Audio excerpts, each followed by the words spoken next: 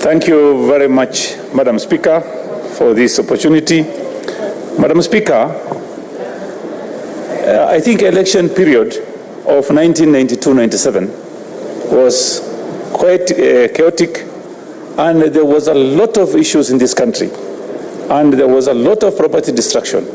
And then we formed that time IPPG, which was chaired, that is 1997, chaired by none other than Honorable Jarso Jilo Falana, MP for Saku, my MP, who I am very, very much proud of.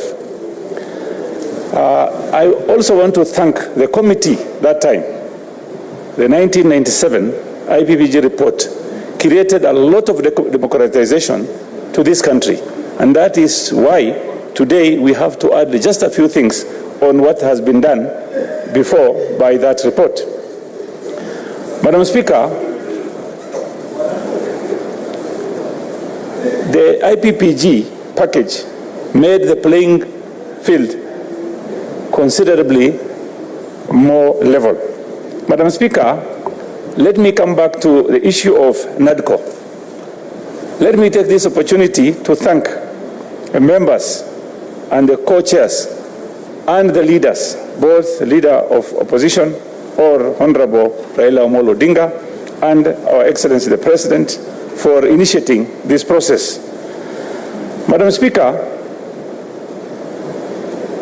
I want to say this is a job well done, and I thank this, and it will remain in history as one of the second, maybe IPPGs. This is an IPPG, although it's called Nadco, and they brought a nice report. Madam Speaker, looking at IBC, they are talking about restructuring of commissioners from 7 to 9. I think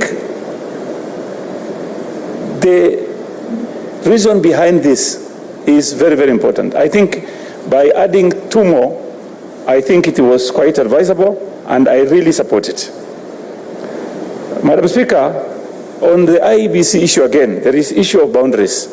We are having a lot of issues on boundaries, on many, many counties having issues. I think this should be resolved as soon as possible. This is why I also support this report. On the issue of, Madam Speaker, on the issue of audit of 2022 presidential election, I think, Madam Speaker, since 2007, there is an issue throughout until 2022. This report, if you go and if you want to check these things now, you are just wasting time. I don't know what they are going to gain by starting looking at that report. I don't think that is something that was thought of well. I think there is no, according to me, I don't think that audit report can bring anything that has not been seen before. Madam Speaker, coming to the cost of living, I agree. The cost of living in this country has gone very, very high. And it needs an effort from everybody, both are in the government and on the other side of the government. I think it is not the duty of the president only to look at the cost of living. It is the responsibility of all Kenyans to look at how to reduce the cost of living so that it can be affordable. Madam Speaker, if you look at the fuel VAT, that is almost double. Yes, it has raised the cost of many things, and it is time that we can relook at it and see if we can reduce it by a small margin so that the cost of production can also come down.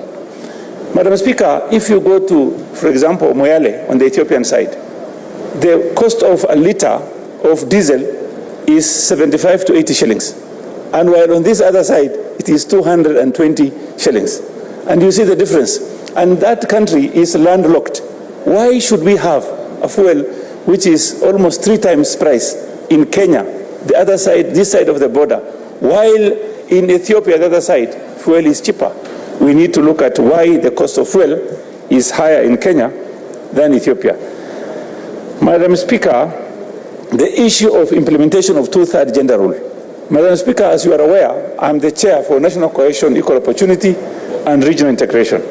I've come across many groups coming before me, before my committee, and most of them have not gotten the two-thirds gender rule in terms of employment. Madam Speaker, if you look at the two-thirds gender rule and also come back to the people with disability, it's supposed to be at 5%. Most of the people, organizations who came before us are at 1.5 to 2%. Madam Speaker, the problem is, yes, they have not gotten the 5% level. Then what comes now is, if they don't attain the 5% margin, what is going to happen to them? There is no law that says these people should be penalized. I think this issue of saying, oh, we want 5% and then there is no penalty is a problem because nobody cares. Madam Speaker, the issue of fidelity to political parties, I think, and I support this report. The issue of people like Jubilee Party, after the elections, they are running back to the ruling party. For what reason? You remain in your party, like UDM. Why are you coming back to UDA? We've been fighting in Marsabit with UDM. Then here, they are coming back and pretending that they belong to UDA. It's wrong, Madam Speaker. And then the issue of funds. I support the Senate Oversight Fund, and I wanted, if possible, what we are getting now is too small for us to, So we need more money. A place like Marsabit, this is the largest county in this republic. I'm going to travel to Loyangalani tomorrow and iterate. I have to go by helicopter. And somebody in Kiambu just drives to Kiambu in a short period of time, maybe about 10, 15 minutes. So we needed that funds. Office of the Prime Minister, Prime Cabinet, this is just a waste of resources and money. There's no point of having them there. Replacement of IBC commissioners, that's good, because we want new IBC commissioners, not the one that was nominated by the president, so that everybody will be happy. And finally, Madam Speaker, the problem we have is not cost of living.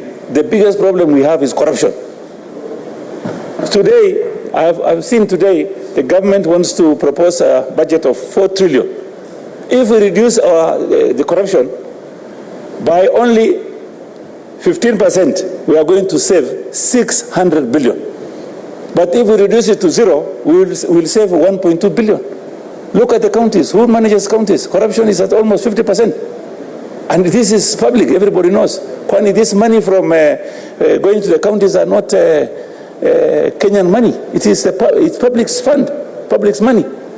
Madam Speaker, finally, I want to say,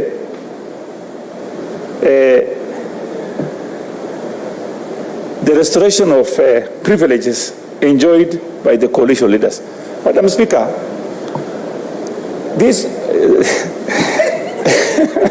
I don't know why security was removed from our friends on the other side. What is the reason? Why are you removing security? And what is going to happen? Even next time we are going to be in the position. So we are not, that means we are not going to get security also. Thank you very much, Madam Speaker.